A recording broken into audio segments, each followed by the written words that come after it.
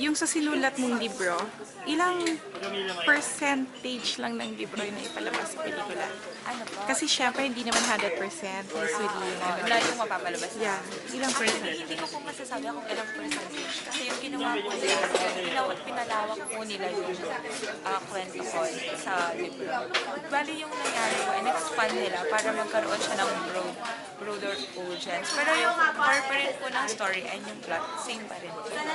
Same pa rin. So parang ano, di ba nabanggit mo kanina na parang nag-ano ka nung una na yung title ng book mo na The Bet naging Just the Way You Are na. So ano sa tingin mo magiging effect na nun sa mga fans mo na nagbasa na ng libro mo at saka sa Wattpad? Oo.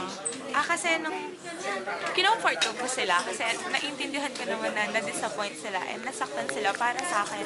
And dun ko po na-realize na sobra po yung support na natanggap ko sa kanila. And then sinabi ko sa kanila na okay lang yan, yung nabago man yung title, same story pa rin, same characters pa rin. So ngayon tanggap na nila? Oo, tanggap. Manunood na sila? Yun naman yung ano, diba?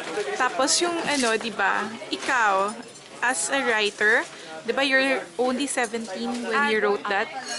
So ngayon, may mga bago kang... Meron actually, pinasa ko na siya, yung second book ng The Bet. Actually, tinatawag ko siyang spin-off.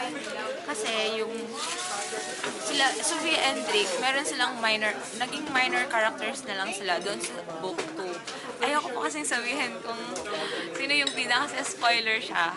Okay, sige. Maraming salamat. I-ano mo na lang yung mga fans mo na manood ng...